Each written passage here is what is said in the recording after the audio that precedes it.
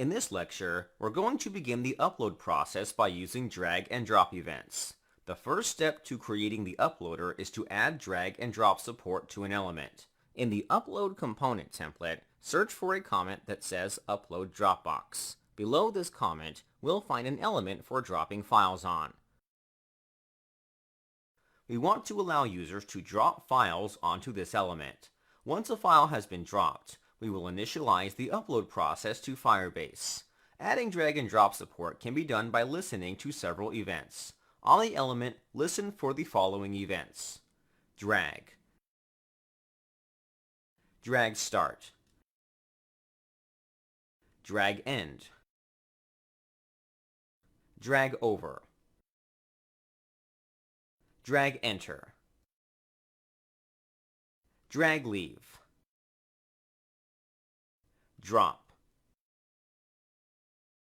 We're listening to a lot of events, but it's necessary to listen to them because we may experience unexpected behavior if we don't account for them. These are native browser events. They're not specific to Vue. Let's review each of them. The drag event is emitted when the element it's applied to is being dragged. For example, if I were to click on the element in the browser and begin dragging it, this would trigger the event. The drag start event is emitted when an element is starting to be dragged. The drag end event is emitted when an element is no longer being dragged. The drag over event is emitted while the user is hovering something over the element the event is applied to. The drag enter event is emitted when the user begins to drag something onto the element. The drag leave event is emitted when the item that was previously being dragged over the element is no longer being dragged over it. Lastly, the drop event is emitted when the user has released the element or text that was being dragged. This event can be triggered when the user releases their mouse or by pressing the escape key.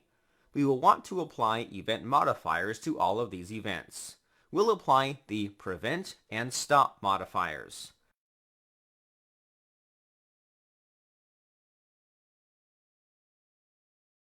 The modifiers will prevent unexpected behavior when a file is dropped onto an element. By default, most browsers will load the file in the browser, depending on the file type. This behavior will move them away from the app. We don't want the user to be redirected away from the app when they drop a file. We want to handle what happens when a file is dropped. Using the modifiers will stop the default behavior. Let's test if this works. Switch over to the browser. For this demonstration, I'm going to drag and drop an image file. If I were to drag and drop a file anywhere on the page but the uploader, the browser will load the file. This is the default behavior. Going back, I'll drag and drop the file again, but this time onto the uploader. After dropping the file, nothing happens. The page doesn't change like last time.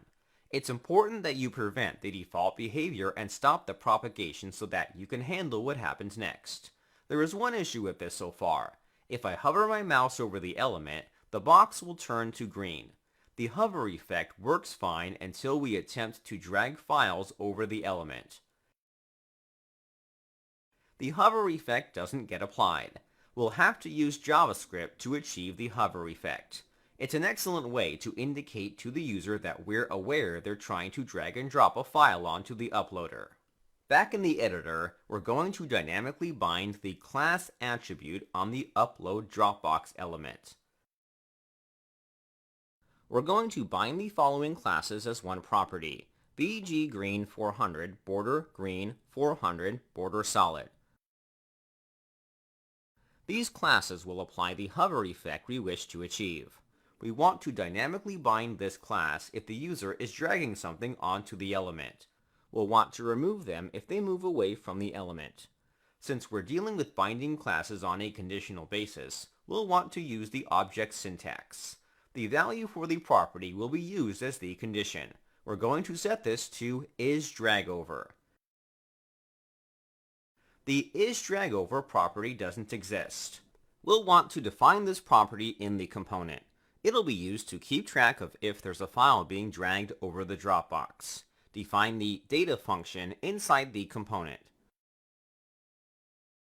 Inside the data function, we'll define the data property. Its initial value will be false. By default, these classes won't be applied immediately. We want to apply them if a file is hovering over the element. By the way, we're creating this as a property in the data object instead of the state because this is a value that only affects the current component.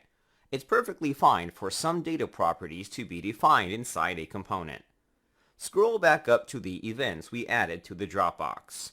We're going to set the isDragOverData property to true if the events dragOver and dragEnter are emitted. Both events are emitted when a file hovers over the element. We'll want to add the class during these events. Next, we'll set the data property to false in the events dragEnd and dragLeave.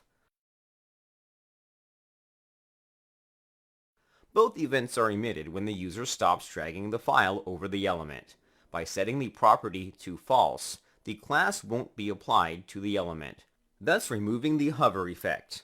That will take care of binding the class dynamically. If we did everything right, then we should see the Upload Dropbox change color. Go back to the browser.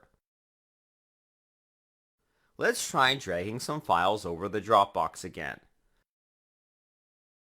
Surely enough, the element changes color if we're dragging files over it.